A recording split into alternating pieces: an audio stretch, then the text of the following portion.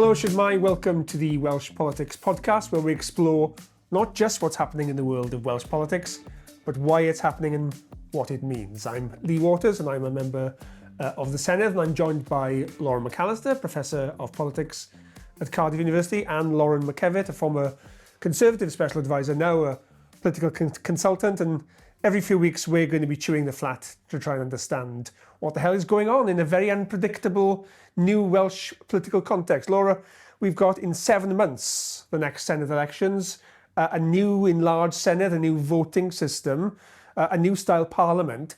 I guess the big question is, are we going to see a new government? Well, that's certainly the biggest question, isn't it, at the moment? And just to reiterate what you said, Lee, this is kind of the election we've all been waiting for, those of us who research politics, those of you who are party aligned. This is the real proper election, isn't it? There's a sense that change is in the air. I'm hesitant to say polling should determine the narrative of how we approach the next 7 months, but if you look at the series of polls we've seen, it's shown a complete reversal of trends in terms of how people are likely to vote in the devolved elections next year. And all of those polls suggest that there will be a change of government, because we've seen a huge decline in support for Welsh Labour, aligned with a decline in support for the UK Labour Party as well. We've seen the rise of a new party in Reform UK, which has been right at the top of the polling, over 25% in all of the recent polls, and very close to the party that's top in the polls at the moment, which of course is Plaid Cymru. So all of that suggests is that we have two blocks of support on the left and on the right. We don't know how that will translate into seats in a new enlarged Senedd of 96 members, but we're starting to get the clues, aren't we, about how that might function. Exciting, because it would be the first time in over a century that Labour hasn't won an election in Wales. That's a remarkable fact in any case, but it looks very hard now for Labour to be able to turn around this in time to actually be able to continue that trend of being the majority party. Well, but of course, Labour has never won an election in Wales. You know, that's a bit of a myth, isn't it? It's always had a minority of the vote, and it's been the largest party in the Senedd, but only governed with the consent of others. So in that sense, and that's deliberate, the way devolution was designed in Wales was meant to be consensual. It was a new politics, if you remember, of course, those exciting days 25 years ago. Of course, but we're moving from a very different to a very different electoral system now, which is closed list PR, as we know.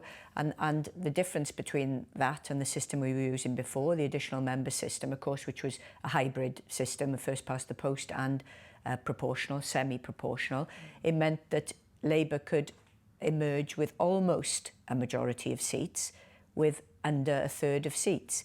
Now, moving to a more proportional system, as I'm sure we'll discuss in this pod, has a lot of dimensions to it.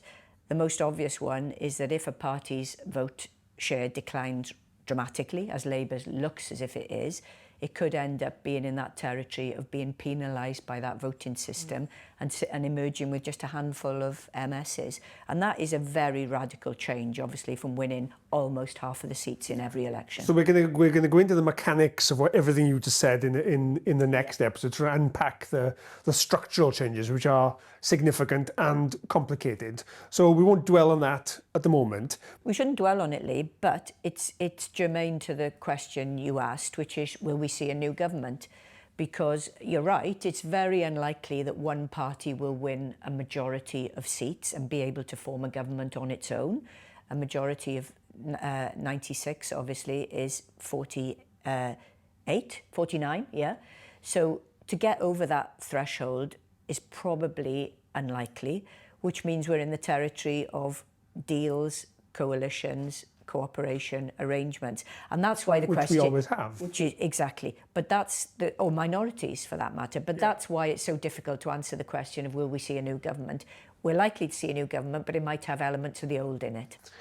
Sure. Lauren, I think what's interesting about the current state of play is not just the mechanics of where we have a dominant Labour government or a Labour Party, but in the political culture that's changing. Because I think what's different now is parties always are up and down, but is this election a watershed of a different political culture in the Senedd than in Wales? I think it might very well be, actually. I think we're seeing sort of a coming to a head of what I would describe as a decline in the security of national institutions more broadly. You've got significant failures in the church in Wales. You've got real struggles in Welsh Rugby Union. You've got sections of the Welsh government-run entities that have been in special measures for 12 out of the last 14 years. When the electorate begin to feel that national institutions across the board are failing, their will towards voting for change, almost of any kind, begins to increase. And I think that that's why we've seen a swing both directions in the improvement of Plaid's prospects, which don't appear to be consistently linked to the possibility of independence, rather seem to be consistently linked to the possibility of change on the left, and a rise in the prospect of a new party on the right, like Reform, because my own party, the Conservative Party, are now tagged with having been in charge of what looks like institutional failure at both ends of the M4, both in government at Westminster and as the longest term opposition party on the right in the Bay. And they have not succeeded in either entity. So yes, I think it's inevitable that a movement towards change is focusing for the first time on two parties, neither one of which will have ever been in power as the majority party, whether that's in a coalition or as an outright winner within Cardiff Bay. I just wonder if it's broader than that, to the extent to which these are Welsh phenomenon or broader phenomenon. Because I think that they are broader. The electorate everywhere is very unhappy and very angry around the world. Every incumbent government around the world is being swept away. Absolutely, and you look across, and this sort of the state failure element is visible across so many different parts of British life, not just Welsh life, across French life, and it's showing up almost everywhere. With the government in Westminster being unable to release a set of ONS statistics over the summer because when they came to the government for review, it seemed to be completely incapable. They were so inaccurate that they couldn't be released. Our statistical analysis of our own country is failing. We have failures in so many different parts of the state across the developed West that this is you're absolutely right. This is a marker of the reason why people are voting for change right the way across the developed West. The thing I find irritatingly ironic about that analysis is these things are reflections of a deliberate undermining of the state. The reason why ONS is struggling with capacity is because 14 years of austerity has seen budget cuts where its capacity has been sucked out. Well, at least you didn't say it was because they moved them to Newport. Well, they've been there a while, to be fair. But here we are on the right now saying, well, the state is failing, therefore there's a problem with the state. The state is failing because it's been set up to fail. It's been undermined. Yeah. It's been, as I say, it's been cut and cut and cut, and lo and behold, it's struggling. I think that the state has never really learned to do more with less anywhere. Anywhere in the world, not just anywhere across the organs of the state. But I also think that we had no clear ideology in power for more than a couple of years at any point in the last 20 years. Because you had the Conservative Party in power for 14 years at Westminster. Within that, you had about 3 different strains of ideology, none of which were consistent for more than maybe 5 years maximum. You had a coalition with the Liberal Democrats in which David Cameron behaved quite differently to how he behaved from 2015 to 2016. You had Theresa May behaving quite differently to how Boris Johnson behaved from 2019 onwards. There was no one consistent ideology that governed 15 years. So although major parties have been in power for good chunks of time, the idea that there's been any kind of consistent ideology that could deliver state reform in any sort of widespread way is, I think, an inaccurate viewing of the political system. Going back to practicalities about the state of play in politics at the moment, and I guess you two will have strong views on this. The obvious theme is a decline in support for the two large parties, traditionally the two large parties, Conservatives and Labour. Tell us why you think that's the case, because there's different reasons in each instance, I think, and both of you have got enough experience to give us a kind of insider take on that. So I think there are broader forces at work here. I look back to the 2008 crash, which for me is the Wall Street crash, but with a welfare state. And that's why it didn't feel quite as raw as the 30s. But there's that level of disruption, economic global disruption, which has then huge knock-on effects to society. And that's a long shadow. You look at the 20s and the 30s, this took a long time to play out. You throw on top of that COVID, which not only affected people and their behaviour, and the bruises are coming out, but it also exhausted a political and administrative class. Yeah. I was a minister in the COVID government, and I'm still knackered by it. We had the announcement recently of Jeremy Miles deciding to stand down. And some of that, I think, is lots of reasons behind that, but some of that is just that group of people who went through that are just wrung out, and we've seen that at the UK level. So I think there's big forces going on, and then I think there's the force. How powerful is politics to change things? I was struck by the commentary around Andy Burnham putting a sort of challenge to Keir Starmer, and the response from sort of the pro-government forces were, the bond markets will never wear that. And that says a lot about politics, doesn't it? Yes, People it does. want change because their standards of living have been falling, and they're frustrated that things are a bit crap in their lives. But how do you achieve change? And they invested a lot of hope in Keir Starmer in replacing, a knackered Tory government. No denial. And the expectations were absurdly high. The idea that could be changed in a year was never going to happen. But now people have curdled very quickly. And I think a lot of the reform vote is suddenly you have a figure who represent disruption, as he did with Brexit. And to lots of people, they think, well, we've tried this, it hasn't changed, let's try that. But that begs the question, doesn't it, for Lauren, I guess, of is Farage, are his tactics the right ones, which is not to put meat on the bones of change, but merely to say, plague on all their houses, trust me as a personality, as a figure, because that's very much the playbook of the populist right generally across Europe. I mean, will that work, is what I'm saying? I think what's interesting is he does begin to try to put meat on the bones, and as soon as anybody drills into it, he then pivots back to the personality element, because there are so many discrepancies in the meat that he is trying to put on the bones. So he says, we're going to get rid of the 2-child benefit cap, and as soon as he says that, and then he talks about alterations to the tax code and other areas, and suddenly he's got a £20 billion proposal he's just announced on Radio 4, which makes no sense, and so he pivots back to just the personality side of it. And so it's not that he's never trying to put meat on the bones, it's that he's using his personality to cover up for the fact that a lot of the meat he is trying to put on the bones is badly thought through, probably won't meet with the ability to actually execute it when if and when his party get into power. But one of the more interesting conversations I heard recently was about he was saying that reform in government, if they were to get into government in Westminster, would begin to deport immediately, just widespread. And then there was a piece of analysis on one of the political television shows where they said, well, he's going to encounter the same legal problems that everybody else does. And Zia Yusuf, who's now their head of policy and reform, just turned around and said, look, Parliament is sovereign. If we encounter a legal problem, we'll change the law. And that, I think, is the big marker of difference between reform and the other parties, is you see the other parties begin to smack against the glass ceiling of laws that override what Parliament is willing to then say or do in very very different what's gone before terms. Reform appear to be willing to say, we don't like that law, we'll get rid of it. Whereas certainly from the Conservative perspective, it's a Trumpian approach, isn't it? We went away with that because the rule of law is what makes you a bankable country. And if he's willing to say, well, we are the rule of law, that's a very different way of approaching politics. Isn't this the difference between government and politics? Between the saying and the doing. There's the famous Mario Cuomo, the governor of New York, in the 80s line that you campaign in poetry and you govern in prose. And Farage is great at the poetry. He's entirely untested and uninterested in the prose. Well, he's a showman, and my mother always says about Farage, and she says the problem with Nigel is he's got two principal difficulties.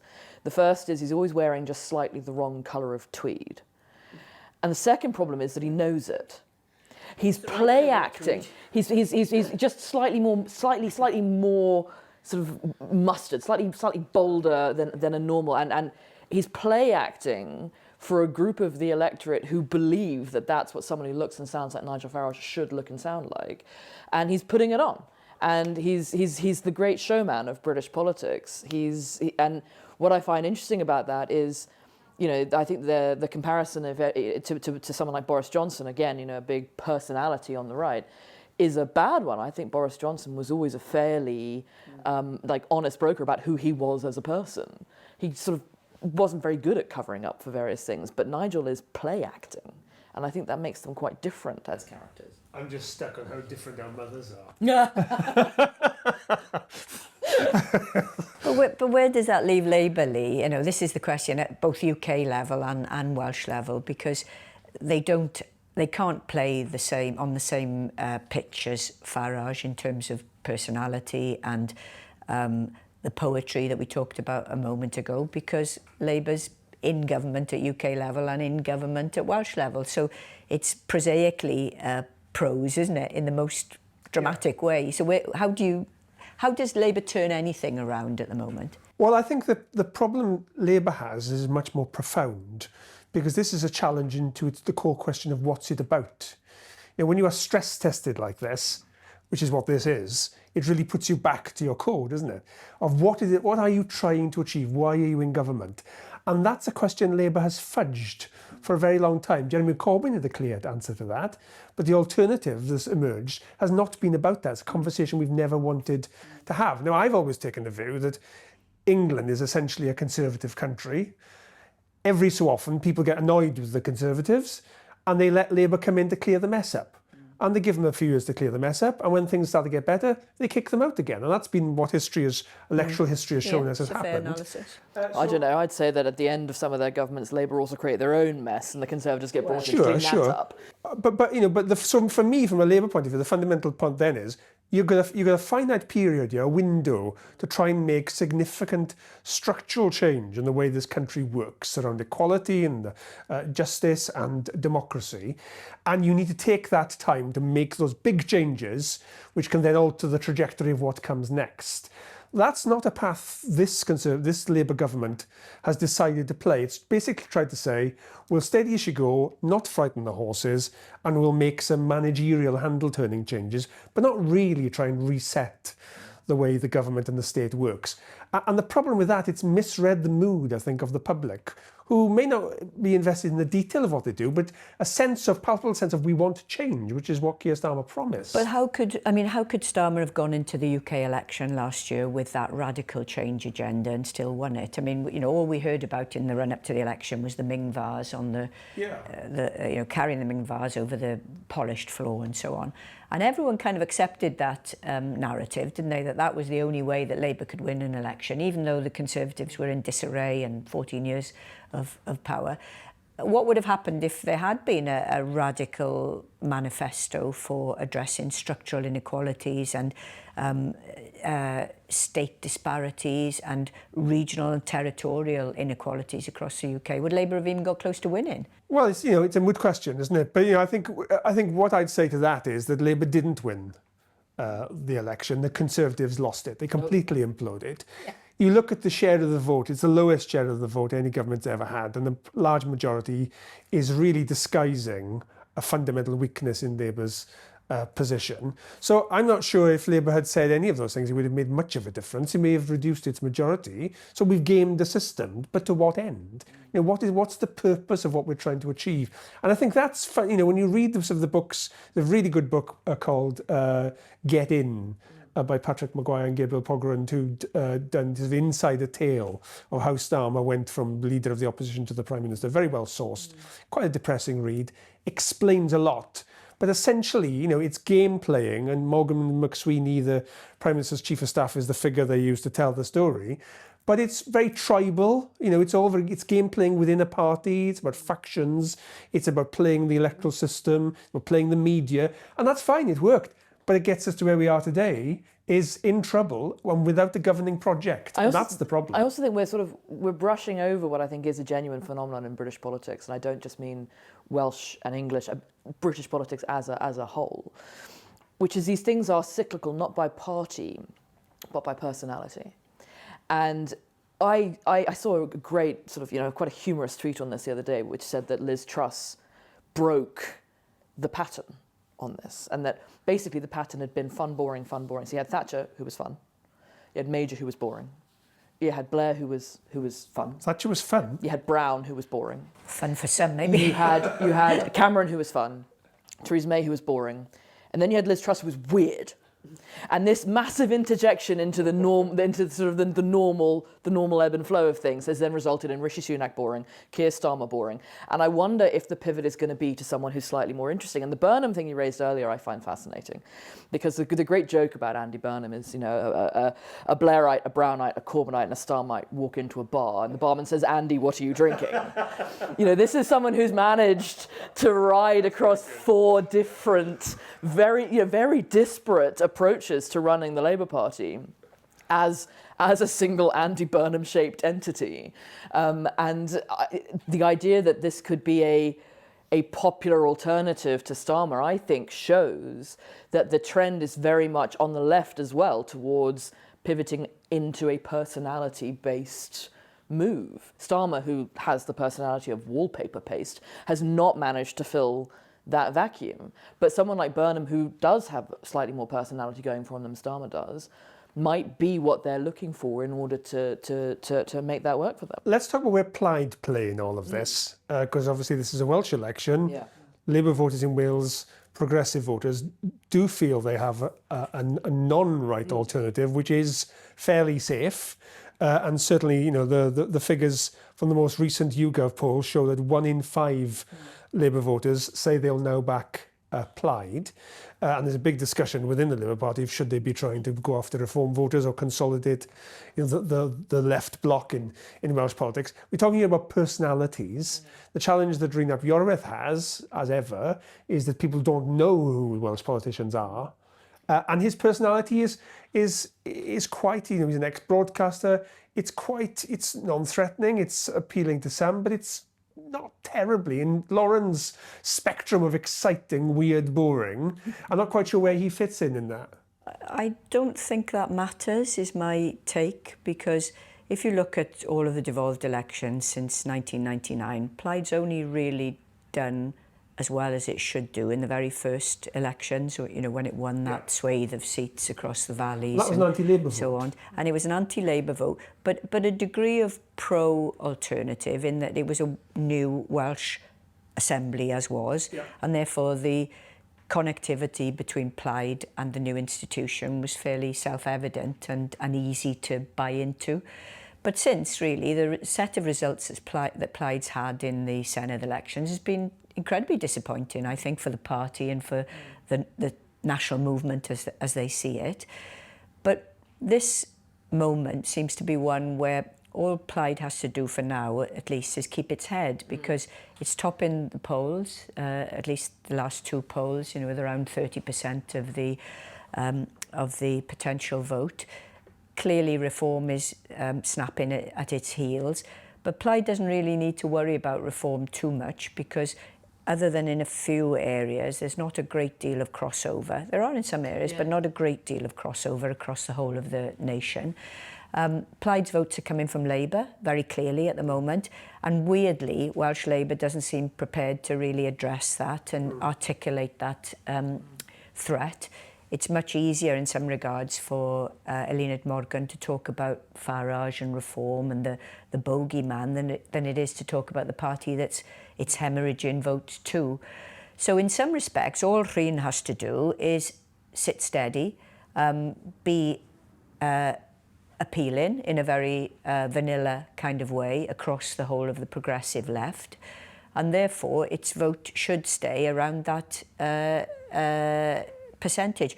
Whether that's it plateauing around 30% or not, I don't know, because there's still some Labour votes that could go to Plaid. Of course, without, again, getting too technical, the problem with that is that if the Labour vote declines further, just like if the Conservative vote declines further, there are fewer opportunities for government formation, because you get a huge hit from going down to around 14% of the like dead zone bracket, of the vote. So all of that, if you put all of that together, if you were a strategist within Plaid Cymru, surely the advice you'd be giving to the leader is steady as she goes. Why would you want to do anything that excites people when you seem to be doing enough to gain almost a third of the But isn't popular the vote? danger of that? That's exactly what Keir Starmer did.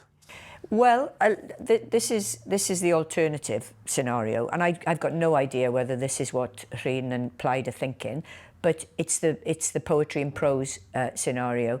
In this case, you campaign with prose and you govern with poetry.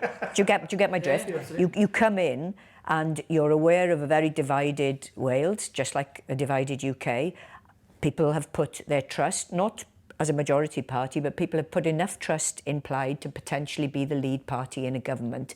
It gives them some headroom, it gives them some space to actually pursue agendas that will chime with big chunks of the Welsh population. Not without its problems, by the way. What's going to be very interesting for Plaid is how things shake down after the election next year. Because if what ends up happening is Plaid Cymru don't have enough to form a government on their own and they sort of fall over the finish line with the remnants of Labour, a couple of Greens, maybe a couple of Liberal Democrats, there are a lot of people in this country who will have sort of given a vote to Plaid instead of maybe giving a vote to the Conservatives or giving a vote to Reform. It's just well, I don't want Labour in power anymore. I feel like things aren't working.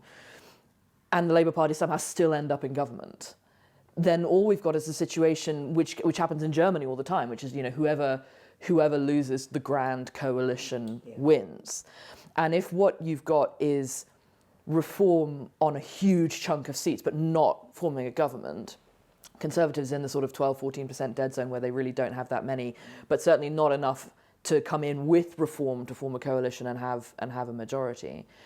Reform in such a powerful position in the Senedd versus a coalition which still includes everybody who has in some way been in power in Wales since 1997, that isn't a vote for change. But I think a coalition is the least likely scenario post-election, for all of those reasons and more, actually. But also, just in terms of your Plaid analysis, the problem with it's Plaid are not ahead. You know, it's neck and neck.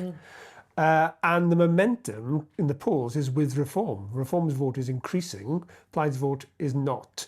And you look at the Caerphilly by-election, where if Plaid were on the cusp of governing in poetry, as you put it, and that analysis of 99 held for this time, where in the valleys they were seen as the alternative to Labour, and won seats nobody expected them to win, didn't hold them. This time that's not happening. And you look at, in Caerphilly, where they've chosen a journeyman candidate in Lindsay Whittle who's been around for years, not the sort of candidate you'd be choosing if you are on the front of a new frontier. They seem to be sort of trying to just hold their own. So it doesn't feel to me, it's a much more complex Yeah, picture. Of course it is, and we're simplifying it, aren't we, in our initial remarks here, but I think they're all fair points. But it sort of underlines my point about Plaid not needing to do anything too radical at the moment, because the thing that I take your point about Caerphilly, and I think there's huge momentum behind Reform at the moment, but it's quite conceivable that Reform's vote will plateau as well. At the moment, we have a very powerful UK context to politics that's affecting politics in Wales without a doubt. That will affect the Caerphilly by-election because it's a by-election.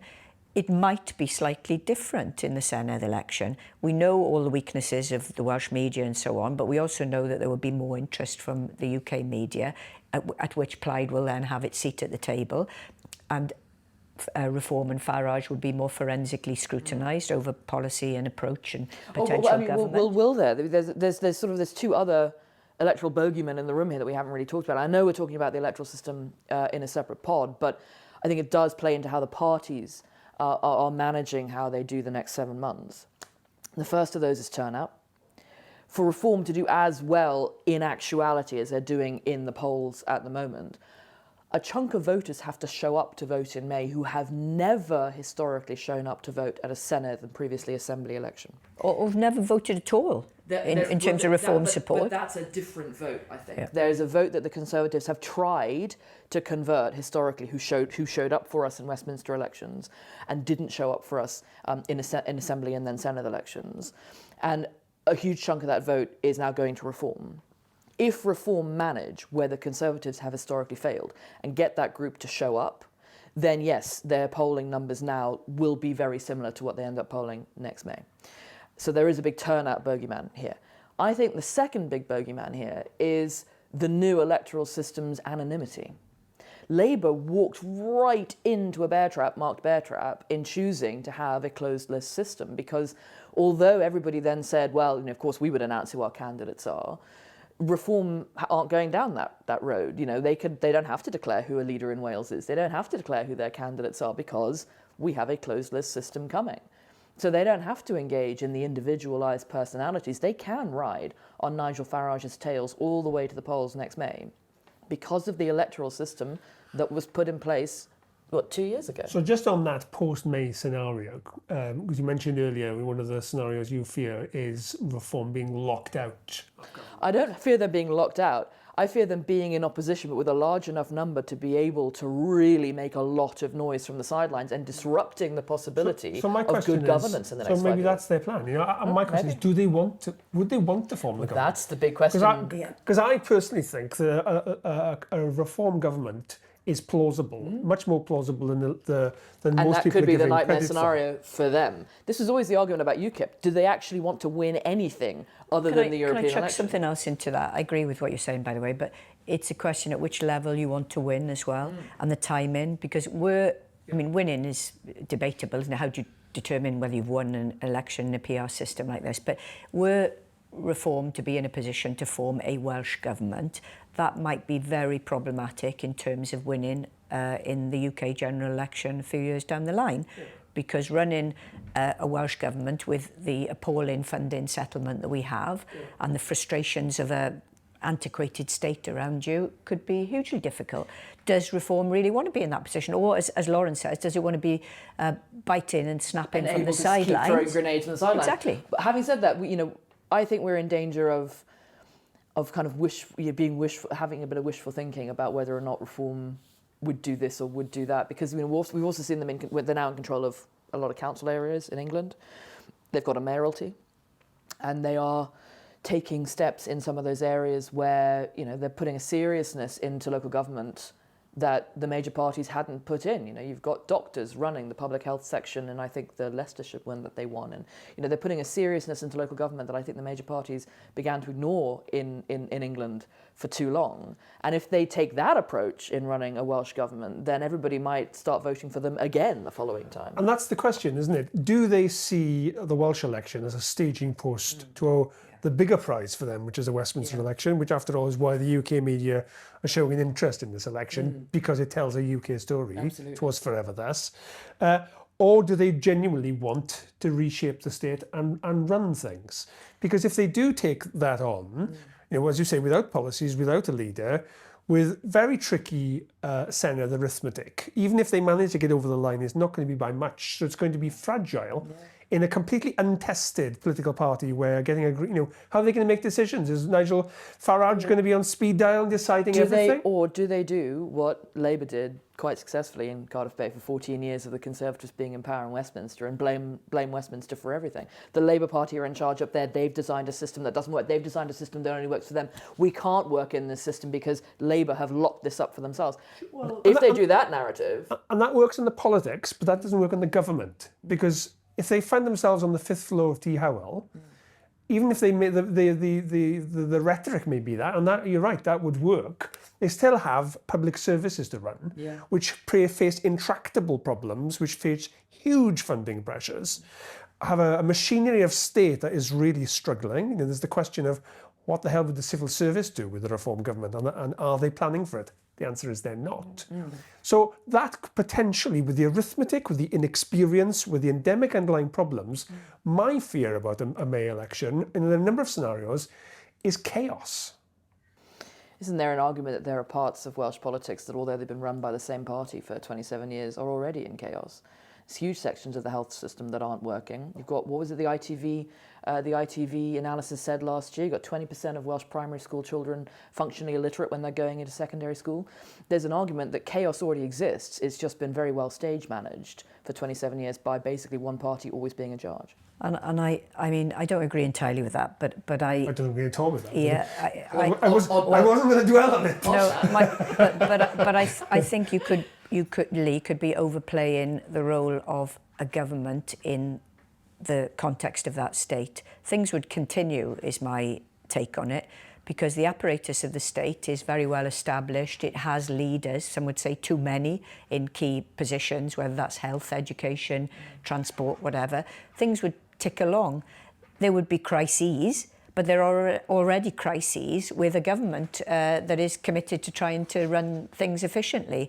So you might just find that not that much changes, actually, in the big scheme of it. And going back to the point about reform, attacking a Westminster government, the problem, of course, with that is that there has to be a demand for something. And at the moment, reform doesn't have a programme that it could be asked, you know, what could it ask Westminster for? More money? Reform a Barnet? Dig up some trees. What we haven't talked about is the fundamental possible ultimate objectives of both Plaid and reform. We haven't talked about the role of independence in whether or not Plaid, because Plaid are very, very helpfully positioning themselves as an alternative left party rather than as an alternative left party seeking independence. And reform are taking a fairly similar approach of being that right-wing party, of trying to be that right-wing party without addressing whether or not they would abolish this. So if what their ask is get rid of this, the economies of scale of having Wales governed from London again is what, and Labour in London start refusing to do that, that's what the ask is. But to bring us back full circle to where we started, and you know the forces of nationalism and populism and global unrest, you know, both Reform and Plaid Cymru are nationalist parties who are in their different ways looking to project problems onto other people, to say this is holding us back. If only we change this, we would suddenly be free and be better. In very different scenarios, but a similar sort of starting point. And back to this idea of chaos, that even if either of them were to break through, there's no simple answer to that. The path from diagnosis to bringing a solution is a very long and rocky one. Yeah. And I think, to give Plaid a bit of credit here, where I think reform will struggle that Plaid would not is with differences of opinion within the camp. You know, Plaid Cymru always had, for example, a very different view towards nuclear power in the northern end of Plaid versus the southern end of Plaid. You know, Elfyn Llywyd used to be almost militant about the idea of getting a small modular reactor into Trysfynog so that the nuclear skill base didn't leave the Trysfynog area when that larger power station was closed down. Hard to think of Elfyn Llywyd being militant about anything. Oh, you know, he used to call fairly regularly. Are you going? Are you going soft? No, we're not going soft on it. Please, And then in the south, you got very, very anti-nuclear sentiment in Plaid Cymru, and they were always able to manage that gulf very, very well internally. Reform, and this has been a marker of Nigel Farage's entire career. There's a great meme online about all these people at the gates of heaven that Nigel Farage has at various points stepped over. You know, you've got Neil Hamilton, Suzanne, what's her name? It was Suzanne Reid, I think, whatever it is. You've got various people who came close in UKIP, Rupert Lowe, who are now they're at the gates of heaven, these people, because they've been chucked to the sides of their parties, their various parties that Nigel has been running, because they've gotten in the way of Nigel. Now, Nigel cannot be the leader in Wales because he's not resident in Wales. He's not going to be elected in Wales. He's elected in Westminster. Who is going to be that power base in Wales for them? And does that person then pose significant competition to Nigel?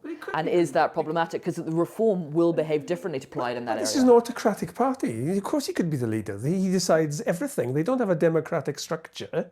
They don't have a policy-making process. But because of the Neil Hamilton rule, they can't be standing Nigel. Sure, but he doesn't need to stand to control it, because he needs... No, he doesn't need to be First Minister, is the point you're saying. And that's their model, because they're not even a political party. They're a private company. It's the most bizarre I mean, if model. we're going to start, you know, making fun of that, then I think we've got a couple of options on the left we can start making fun of too after the last several weeks. Jeremy Corbyn and Zara Sultana are not exactly covering themselves in glory in that arena. But they're not about to be in government in Wales. No, that's very true. Can I just try and finish on back to the point of chaos? And we're talking about post-May chaos, but we could have chaos before May. You know, we now have a government without a majority in the Senedd, only 28 of the 60 seats, depending on the outcome of the Caerphilly by-election, and a budget has to be passed before the Senedd elections, and Labour does not have a majority to pass a budget. Now, previously, Labour's been able to rely on either Plaid Cymru agreeing to abstain, never vote in favour, important to note, always abstain to let it through, or last time the Lib Dems doing it. Now, whether or not those are politically going to be wanting to seen to be propping up a Labour government just before an election, given where the polls are, it seems to me pretty doubtful. So what then for the budget? Because under the Government of Wales Act, if a budget doesn't pass, and at the moment it's hard to see how a budget can pass, the law says that 75% of the budget can be spent and the rest has to be held back. Now, you could say Mark Drakeford is taking this process through. He's a very steady tactician. And what he said, he's put forward what he calls a rollover budget. So the existing budget simply carries on, adjusted for inflation. That leaves a pot of 400 million for an incoming government, and they can then allocate that as they want. But they'd have to pass a supplementary budget, as it's called, in June. Now, again, depending on the arithmetic and the numbers, you'd have to have numbers to pass a budget then, which is a big hurdle to pass. But before we get to then, if Mark Drakeford can't get other parties to allow a rollover budget to pass, and at the moment there's no signs he can, then this Government of Wales Act provision kicks in, and then you have only 75% of the budget passed. Now that means, for the NHS, for example, they could front load that, and providing there's a budget passed in June, that could be difficult but doable. The big problem that's emerging is local government has to, by law, can't pass a deficit budget. So it has to pass its budget based on what it's told by the Welsh Government it has to spend. So immediately, in the event, and this is going to be before a Senedd elections, a Labour government will fail to pass a budget. The provisions of the Government of Wales Act kick in, so only 75% is allowed to be spent. Local government will have to then set its budgets based on the 75%, which then means in practice massive immediate cuts across local government and thousands of redundancy notices issued. So, and that's 2 months before a Senedd election. So that, I think the chaos could kick in long before an election. Reform will have a lot of fun with that, because Reform will say, look, well, we've been identifying areas where the Welsh Government is spending money and shouldn't, because it's without competence. It's the Wales and Africa programme, or exactly. But if they were to manage to put together a document that said, here's 25%, and you wouldn't have to cut local government, and the Welsh Government then turned around and said, no, we're not going to do that, that's Reform's entire electoral campaign. Sure. Well, the reason I'm confident they won't be able to do that is because the things they're talking about are tiny amounts, yeah. And spending has been cut back so much that there is not wiggle room. But they are beginning to get traction with this Welsh Doge account that's showing up, and there's like 4 or 5 of this Welsh Waste Watch, and I think, and they're cutting through. Yeah, they are. They're getting big. The Nation for Sanctuary, Welsh Nation for Sanctuary, the tree planting in Uganda. That was always great. That was always our favourite. They don't bear scrutiny, but that's not the point. They're not really being scrutinised. Yeah. These are symbols of why people feel alienated from the government. Yeah, but I've been thinking the same about the budget, and forget that technical route just for a moment to think about the politics of it. That's as hard for Plaid and the Lib Dems and the Tories as it is for Labour, because the blame could go in various different directions if it literally becomes as dreadful as it could become, in serious financial terms. So that has got to be assessed so stringently within the parties. What are the repercussions of Plaid not supporting a budget or supporting a 75% budget? What are the repercussions for the Conservatives abstaining? All of those things are going to condition the politics in this run up to the election. But what they can't control is who the public blames for that, because it'll be... What is it, one of Rumsfeld's unknown unknowns? Well, quite, yeah. And as you say, Reform will be able to meddle in that with the luxury of not being represented. Forget Laura Ann Jones, not being represented within the Senedd. So I think the theme here of all of this is that there's lots of change in the air. It's very uncertain. It's very unsettling. And the kaleidoscope has been shaken, in Tony Blair's famous phrase. And that's, I suppose, where we come in as a pod to try and fill some of the gap of analysis and discussion to try and shed some light over this. So I hope our first episode has given you a taste of what we hope to try and achieve here. 3 different perspectives, as we three different voices, not afraid to discuss the disagreements. but hopefully you will think it adds some value. You'll subscribe, you will share, you will follow our socials, and you will spread the word about the new Welsh Politics Pod, and hopefully will join us very soon for our next edition. Diolch yn fawr iawn.